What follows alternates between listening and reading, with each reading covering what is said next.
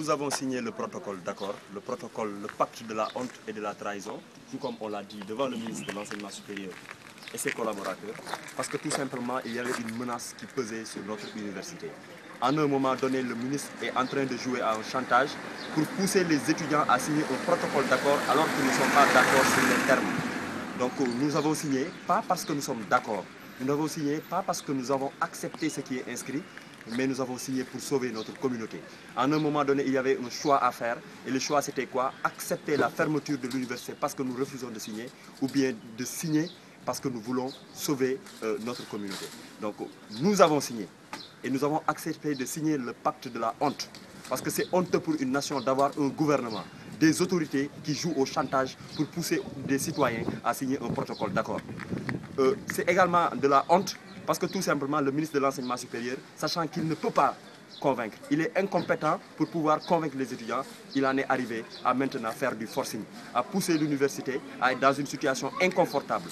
Ils avaient commencé par des menaces auprès des représentants, sachant que ça ne peut pas passer, parce qu'étant des représentants d'étudiants, nous étions prêts à tout perdre pour ne pas signer ce protocole d'accord. Donc nous l'avons signé parce que nous voulons préserver notre communauté. L'autre volet également, c'est le pacte de la trahison, puisque nous avons accepté de trahir nos principes, de trahir nos convictions, parce que tout simplement, nous sommes contre tout ce qui est inscrit dans le protocole d'accord. Nous sommes contre ce qu'il veut appliquer dans les universités. Mais à l'impossible, nul n'est tenu.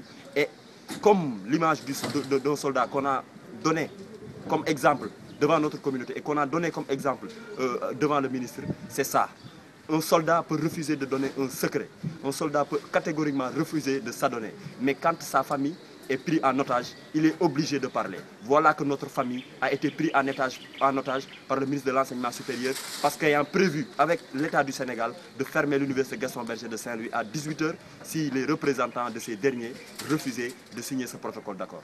Les arguments qui étaient derrière, c'était qu'il y aurait probablement des troubles. Alors que nous leur avons donné toutes les assurances du monde pour leur signifier que nous ne sommes pas d'accord, mais que nous n'allions pas inscrire notre université dans une situation incontrôlable.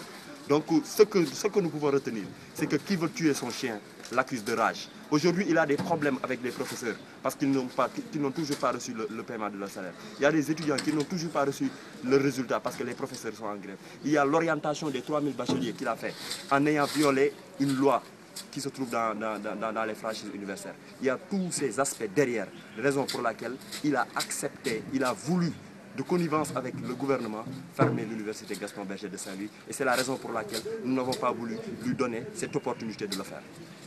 Il y a une coordination nationale et avant même de donner notre position au ministre de l'Enseignement supérieur le vendredi passé, la première des choses que nous avions faites, c'est de démissionner de la coordination nationale. Les décisions qui engageaient la coordination nationale ne concernent pas l'université Gaston Berger de Saint-Louis. Au moment où nous parlons, nous sommes une université qui n'est plus en collaboration avec cette coordination nationale. Parce qu'à un moment donné, on n'avait plus les mêmes orientations, on n'avait plus les mêmes intérêts et il n'y avait plus les mêmes motivations derrière. Raison pour laquelle nous avons pris notre destin en main pour choisir notre voie à suivre et refuser systématiquement de signer le protocole d'accord.